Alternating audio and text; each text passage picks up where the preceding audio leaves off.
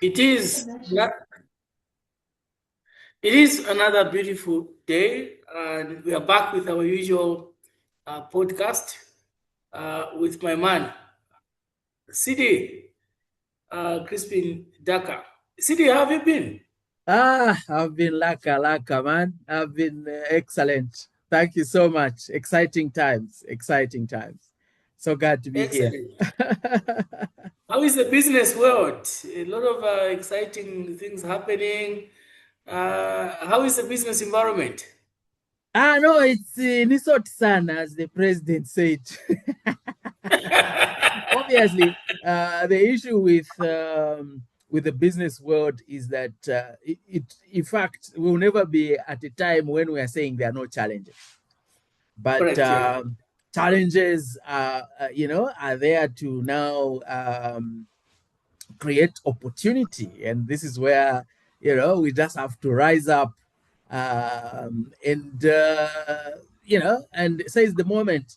I was listening to Vusi today.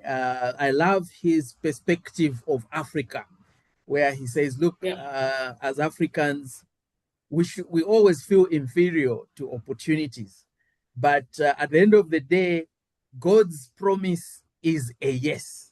We just have to say amen. And exactly. Amen to if that, we yeah. do that, yeah, then whatever it is um, we want to do, and especially when we are looking at it from the point of let's make it better, not just for me, but for others too. Then if we can look after each other and grow together, yeah, for me, then every day is a blessing. Thank you.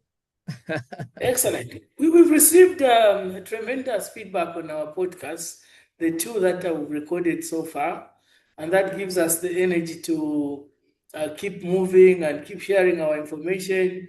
You, especially reading, sharing the wisdom with our, business community out there. Just what does that do to our, podcast? No, it does. The feedback has been immense, and thank you so much for all the feedback. We really, really don't take it lightly. We thank you so much, and it gives us the energy to continue doing some research and sharing information, so that together we can all grow. And especially with the opportunity that the government has done now. For me, I'm really so obsessed with local content legislation, and I want us to play our part in making sure that it just doesn't end up as some legislation on the shelf. Down the line, I'll show you, I'll share with you and everybody else how seriously the mines have taken this. So the government has done their part, the mines have done their part, and the evidence is there. Now it's just, that's why they say God has said yes to the promise. Now it's us to say amen. But amen doesn't mean we just sit and wait for the opportunity to unfold. We also need to make a step, yeah, so that Excellent. then we can Now, we can progress. excellent. Now, let's start with a segment that is so critical to the success of SI 68, and that is SMEs, or let's call them suppliers for generic, purposes. You and I know for sure that the registration is in place and in force on one side. The mining, sector knows that this registration exists. The SMEs are fully aware, and of course, there is another sector that we discuss that we'll be discussing in our subsequent, podcast. But let's talk about the SMEs. Enacting registration is one thing. Them coming to the party and ensuring that they take advantage of this legislation is another. Let's just talk about the organization and some of the critical things that the SMEs must do to make sure that they take full advantage, they capitalize on this legislation that was passed by government. Ah, excellent, exciting, exciting, and I think that's the crux of the matter, really. At the end of the day, there are several parties to this who, have done their bit, starting with the government. So, what has the government done? For me, if what the government has done is to create demand, which is the most difficult thing to do in a business, because a business without sales is dead. So, and the government has played what its role is supposed to be: create an effective demand. So, in the past, yes, this demand was there, but we were facing so much competition from, foreign um, suppliers, which meant that there was already value flight, there was capital flight that was happening at a large scale. Because for all we can say about being an open world, at the end of the day, if I live here and I generate value here, this is where my value is going to be, and this will contribute to the development of the country. But if I don't live here, I generate value here, where is that value going to be? Finally, it's going to go where I come from. So the government has created the effective demand. But this is not a compliance issue. And I will just show you something very shortly here. First of all, how the mines are really so serious about implementing this. But there is a proviso. So I'll come to that. I'll just share shortly. But I just wanted to explain that. So as much as this has been driven as by law, this demand has been driven by law. At the core of it, it's actually a business decision. Correct, yeah. And the mines are actually saying in no uncertain terms and said, as much as this has been reserved for locals, they still have to meet our ideal minimum. Yes, Criteria. ideal supplier profile. So it's not just a given. They won't just give. So I'll get into that. And just to demonstrate how serious this is, FQM, Kansanshi, the Kansanshi mine, and then the Trident one, which is in Kalumbila, they publish their annual. They are that transparent, and again, you can even see that they really want to show that they want to give. They take this SI very seriously. So they've published their procurement plan, their annual procurement plan, where they've listed all the categories. So for Kansanshi, they've just listed everything, and which falls under local content. For the Kalumbila one, Trident, they've even included the other categories, but they're just saying, does this have local requirement? You can still bid for it, but there, for where there is a local, where there is the local, there is no specific local requirement, you can bid for it. But this is where we now have the 20%, allocated kind of arrangement. So if you allow me, RK, I can share with you my screen. Yes. Yeah, so that you can appreciate the quantum and the numbers we're talking about. Yes. How this whole thing is actually building up legs. Okay. Exciting times. Exciting times indeed. I hope you can see my screen, okay? Yes, yes, yes, yes, yes. Okay. So this is the Kansanshi Mining PLC, a company owned by First Quantum and ZCCMIH. This is the Kansanshi Mining annual mine procurement plan. Okay. And you can even see this is something that they've introduced now. They used to have this. This was never there. Under the description of goods or services, they now even have Local SI68 content. category. Okay. Wow. And what are the columns? You have the type of goods, you have the source in terms of how they are going to do it, and then you have the local supplier content requirement. Okay. Then now it goes all the way. You know, like for Kansanshi on this one, you can notice here everything is actually a yes.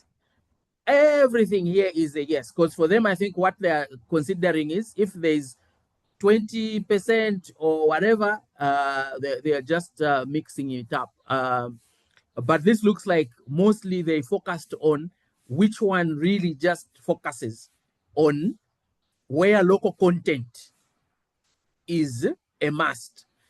This is what we have. Sorry, I can't make this screen. Let me see if I can make the screen bigger so that it, It's bigger. yeah, a bit bigger. But you can see here you have things like municipal waste management. That's 100% Percent local, yeah. Yeah. local. So it's an Dewatering, opportunity. you know, labor hire, accommodation, catering services, medical services, transportation, mine, including things like mine development. I think this is where there is an issue of the, you know, this is where the 20, and then we have the foreign. Then you have engineering services, geological, and yeah, and the list just goes on. So you can see Yes, already they've even indicated now when do they plan to publish. Most of them you can see they are going on. First quarter, we have a lot quarter, of yeah. ticks there in the first quarter. Then you have second quarter, another concentration of ticks. Then it's further down. So this is why the time is now to get into this, because most of these tenders to be ready to be able to demonstrate that you are able to meet their conditions. But let me bring you to the bit that's very critical. So on this, it's unfortunate I'm sure the print is quite small, but at the bottom here, there is a disclaimer. So in the disclaimer, they are effectively saying, look, okay, the other thing is more, we are not committing and giving out, this is just a plan and things like that, showing our intent. But there is this last one here, where it says, while the annual procurement plan reserves certain categories for local suppliers in accordance with SI 68, the selection of particular local supplier shall remain subject to the supplier's ability to meet the required standards of quality, technical capability, financial capacity, and timely delivery. Okay? So FQM reserves the right to evaluate the award of contracts on the basis of the demonstration of compliance with these requirements. So they've actually come out, they've said, okay, we are complying. So they are telling the government, as we want to comply, and we're doing our bit. But at the end of the day, like, this is what I mean when I said it's not a compliance issue, it's a business issue. And Business issue, yeah. Yeah. So this is why now, and especially for me, the issue of quality and technical capability, that's not the biggest blocker for most of, I would say, for pretty much everyone who's in terms of the local content who's been dealing with the mines. But what is the biggest blocker is the financial. They've even put in there financial Financial. capacity and timely delivery. Yeah. So those are the things now we need to dwell in a bit more, Ruben, and say, look, Excellent. yeah, the other two Excellent. for me they are given because they are more technical, and most of these businesses, these entrepreneurs, yeah, in terms of quality, they've demonstrated this already. They've been able to supply to the mines in the past and what. But the major sticking point, the major blocker is financial capacity and timely delivery. For me, the two are actually linked.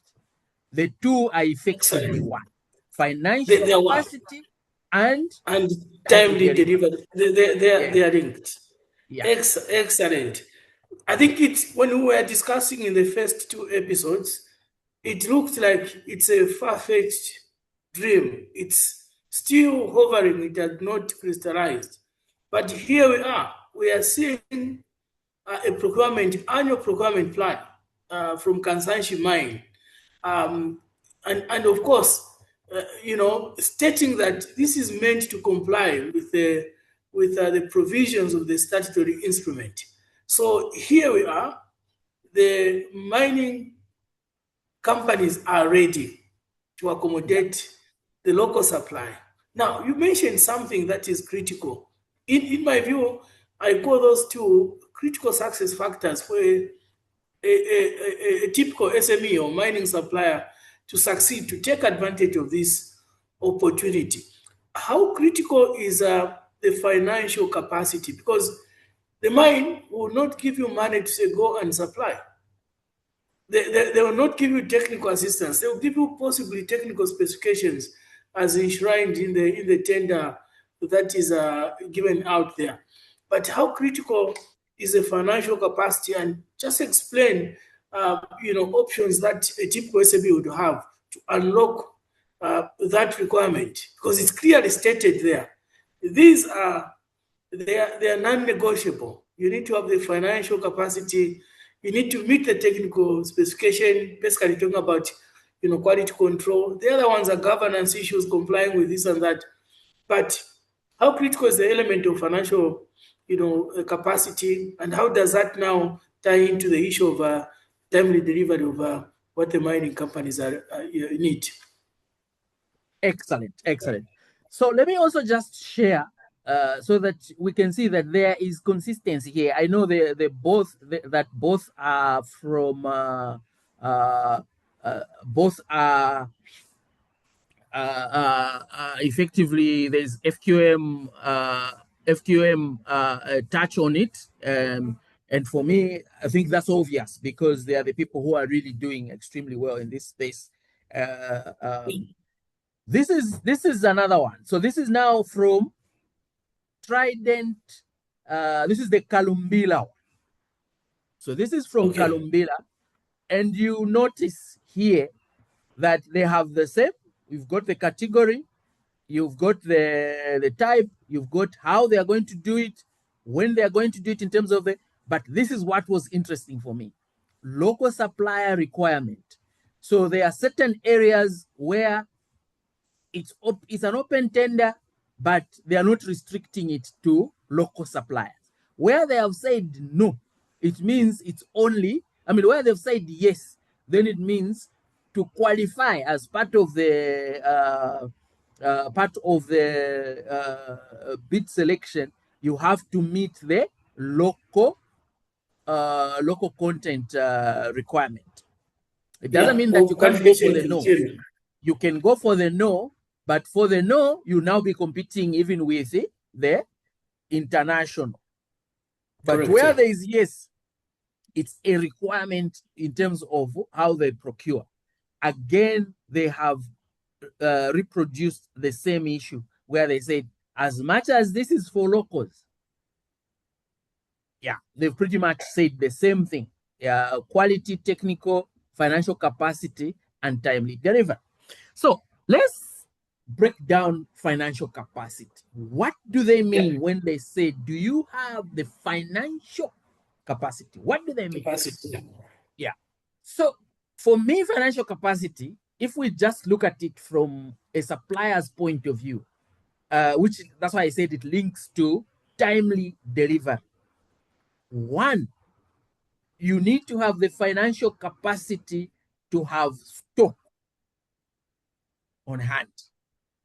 So you need to invest in stock so that you can have timely delivery. Like we said, the mines, to ensure they are efficient, they carry minimum levels, if any.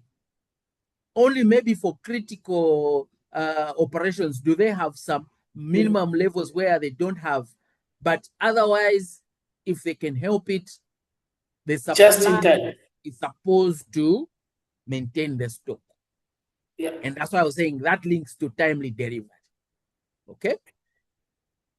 Two, the mines don't pay on, they don't pay COD. COD. COD. They don't pay COD. They pay on term. So you need to have the financial capacity to extend them credit. Now, from the time you submit your paperwork, you work through and everything else, even though it might end up, and for it to go through the payment process and approvals, you know, those are big organizations and they have processes. Things don't just move around. They have to go through a process. Certain things are done only at a certain time and things like that.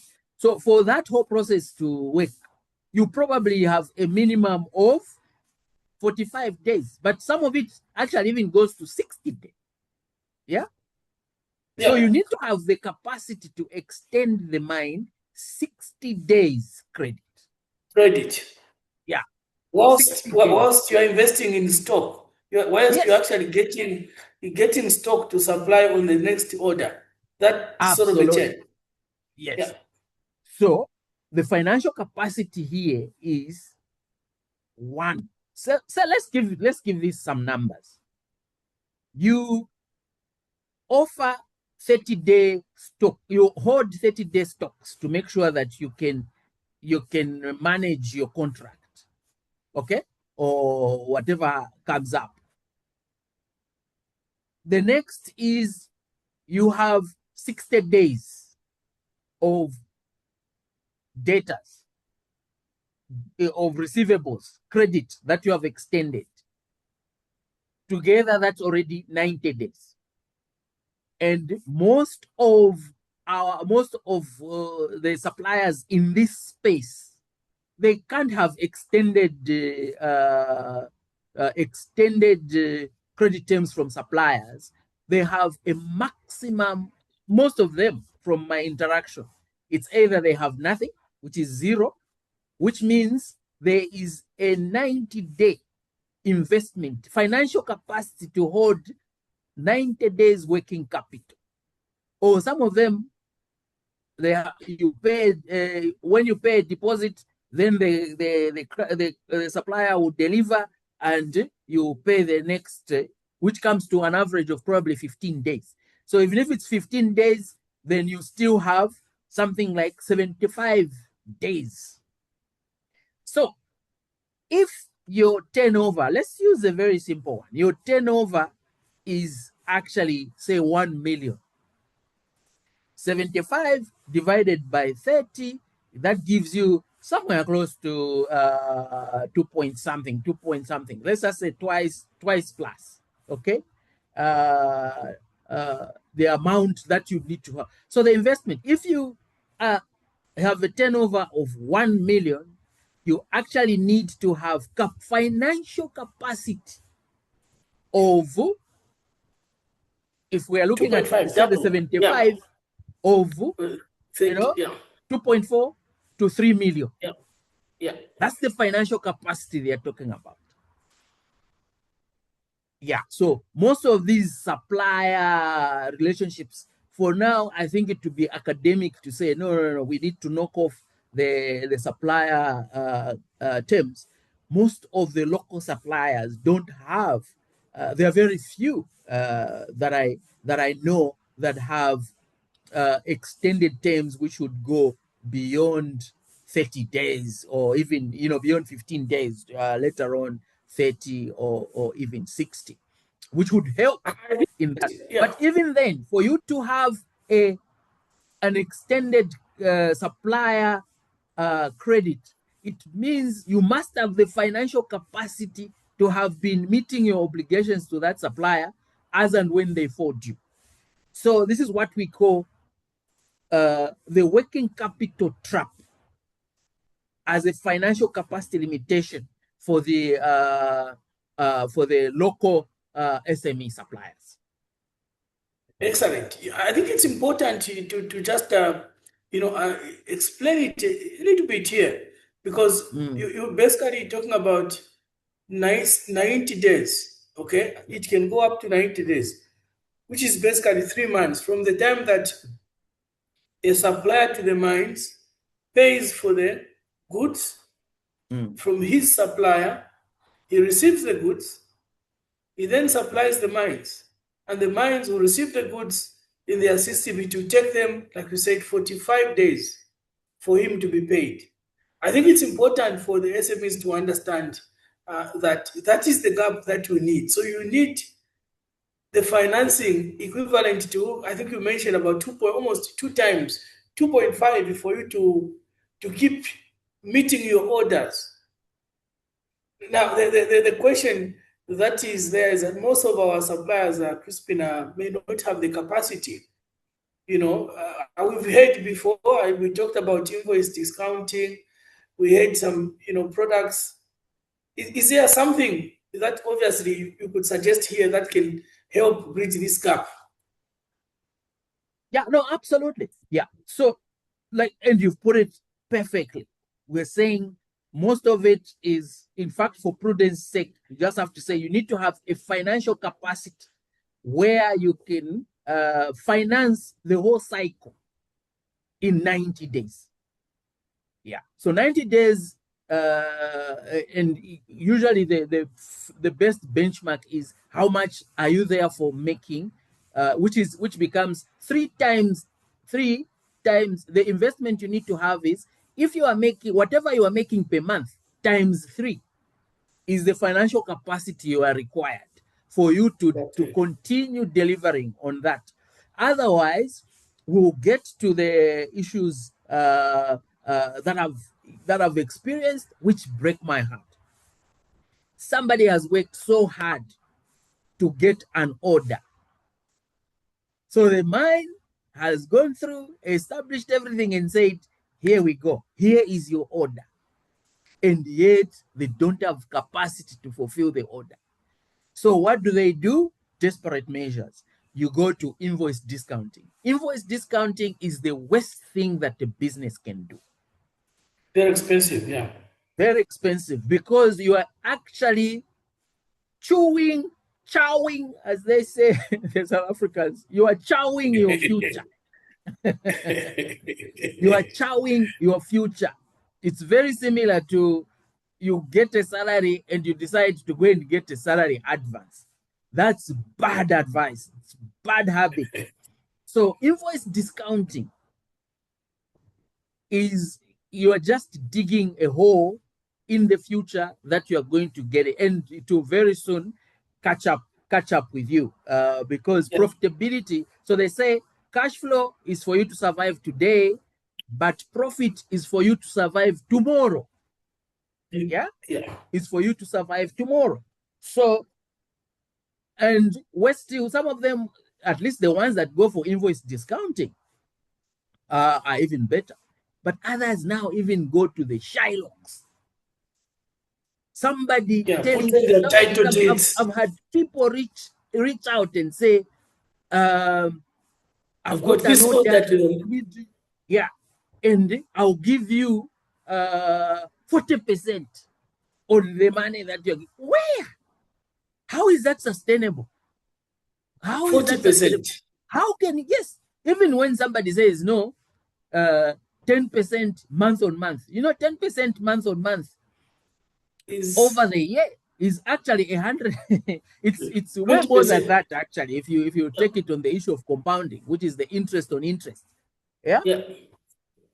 So they go to these Shylocks, they masquerade as, guys who, whatever, and you find the Yeah. interest rates are ridiculous. They are ridiculous.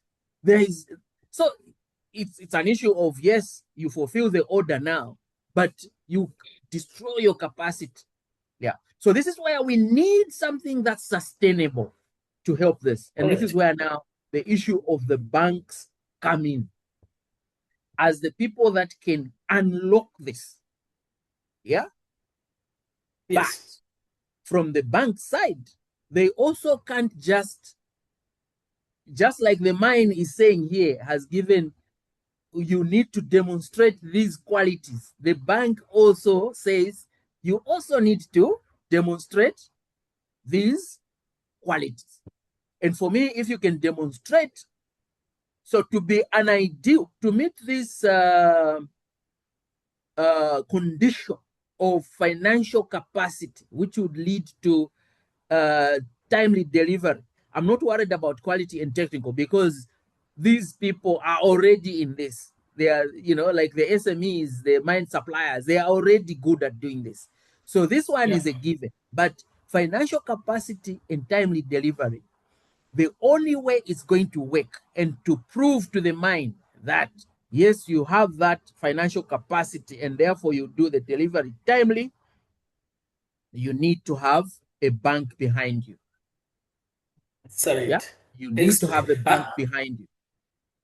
Excellent. And I'm sure in our next episode, we'll get more into the detail of the instruments that the banks can put on the table.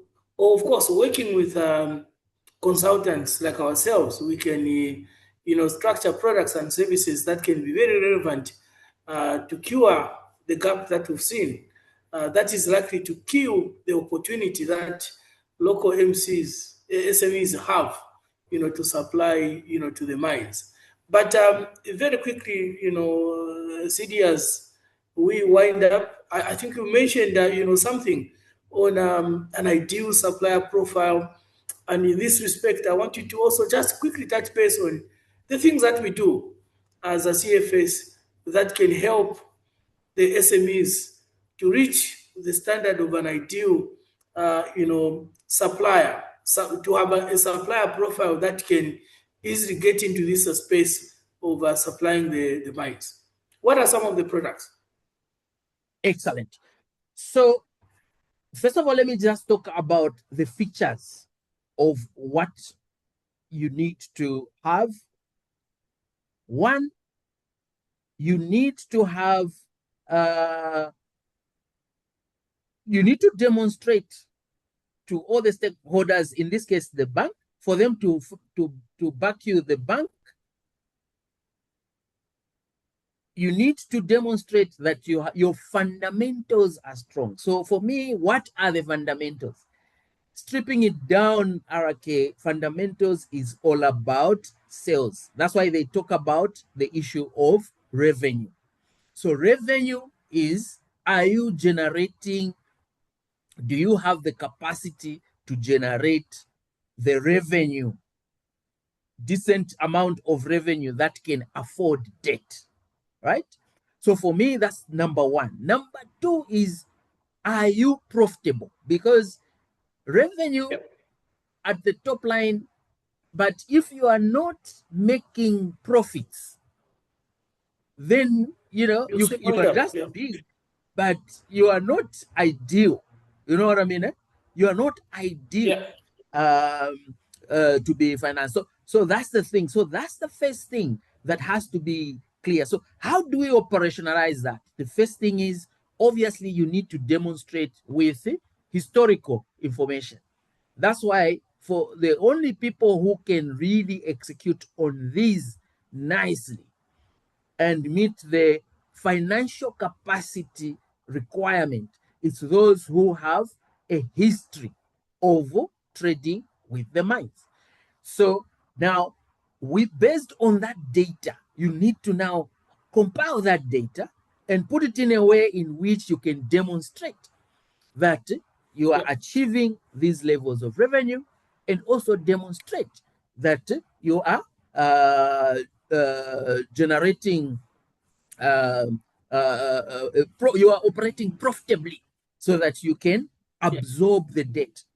One of the key uh, um, uh, ratios that it's not the only one, but one of the key ones that the banks use is called the uh, uh, debt and interest cover ratio. You know, Yeah. so Yeah. you need to show first of all that you are fundamentally strong. So you need to show from your, and how do we, and how should that happen? The way we do it is we help you come up with a sustainable growth engine where we use your data, and it's AI enabled. So we are very quick at turning this round because we are leveraging AI. We use your sales information for the past year to build your sales and profitability profile. We create all of that. And then based on that, we even help you and say, okay, so what does this mean now for the next year? How does this look like? So that then you can come up with a target. This is where we want to go. This is what we want to do. And again, we help you reduce all of that into monthly targets. They say to chew an elephant, you chew it bite by bite, right? That's how you eat an Yes, elephant. yes, yes.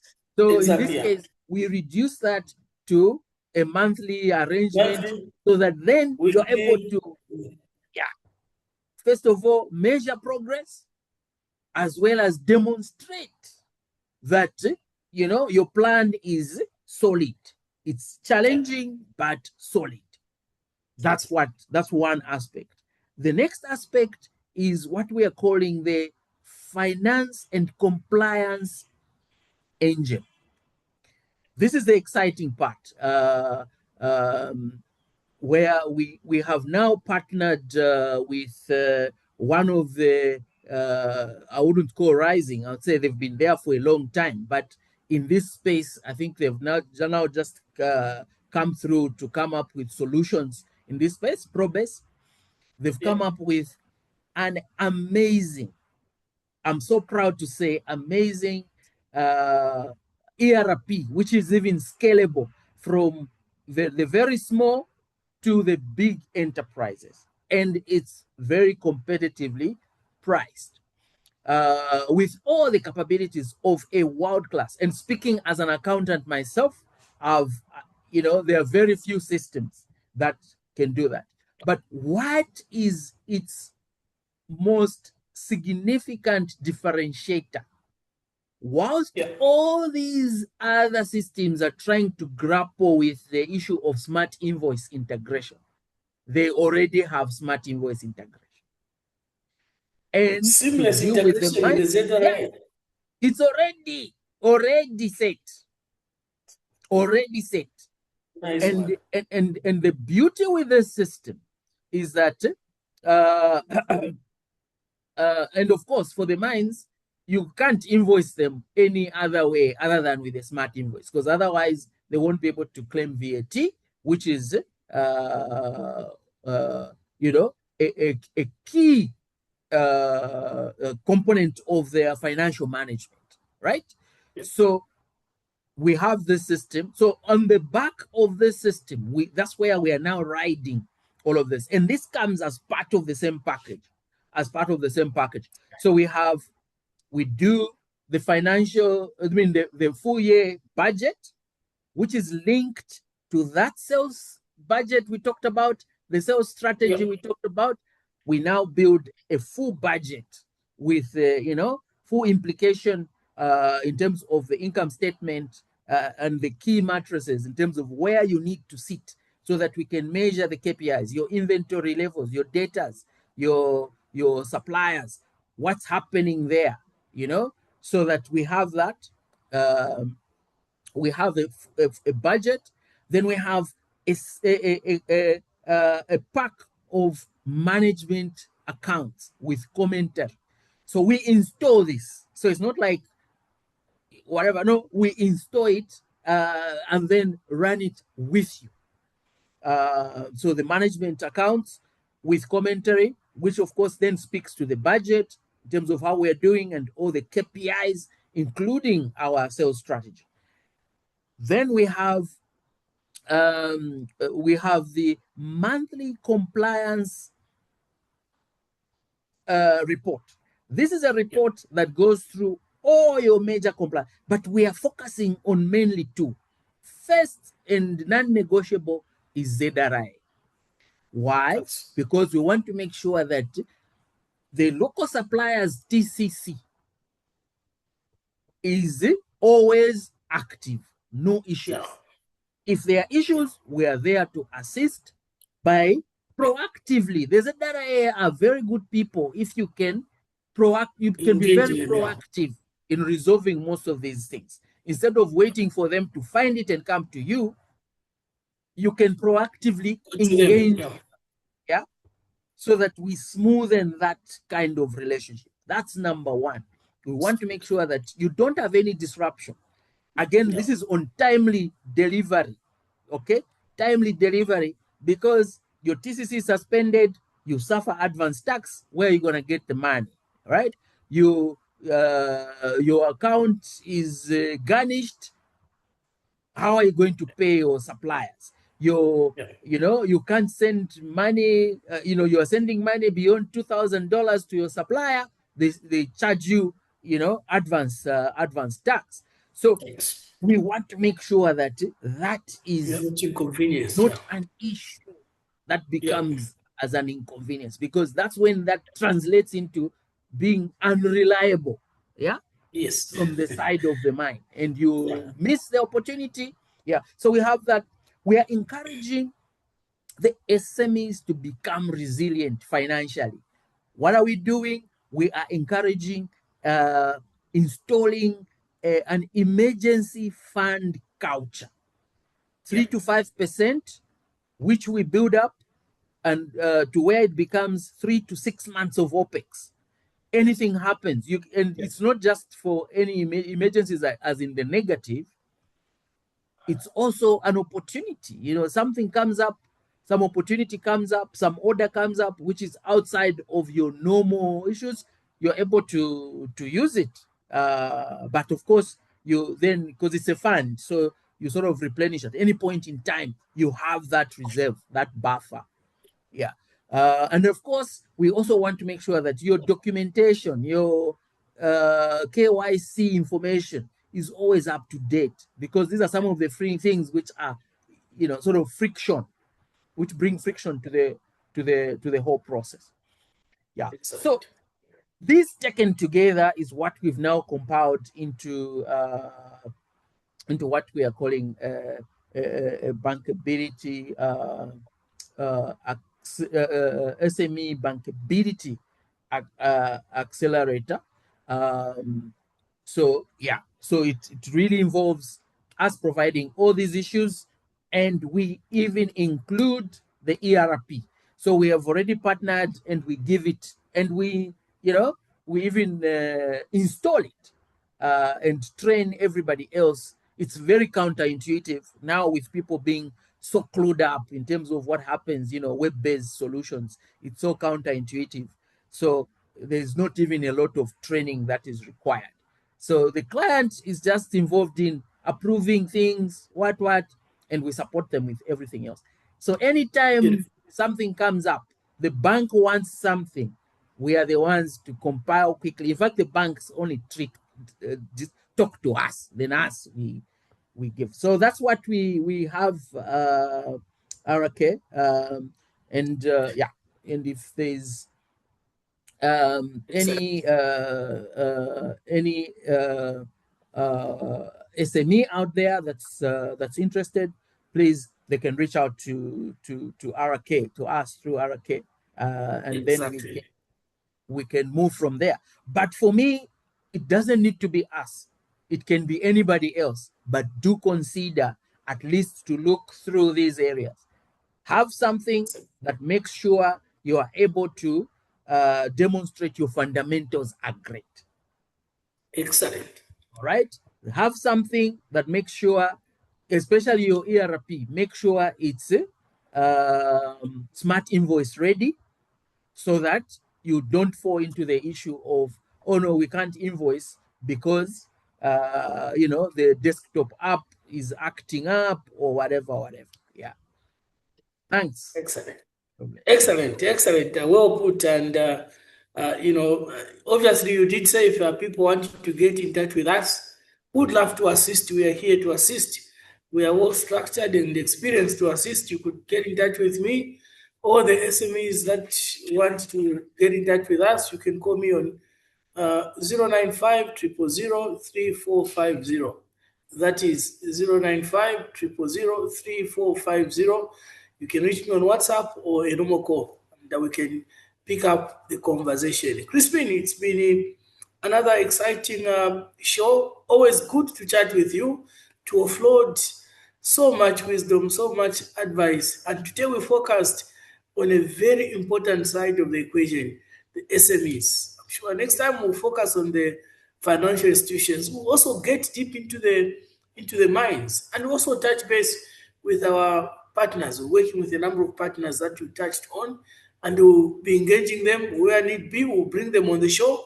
We share the platform, and we can discuss business. So, Crispin, as usual, very exciting to have Thank you. you. It's always, I've been Thank you. forever super excited about this. Always looking forward to it. Thank you so much for all the great work you're doing, RK. Excellent.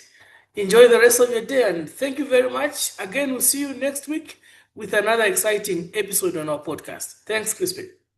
Absolute. Over and out. Thank you. Bye.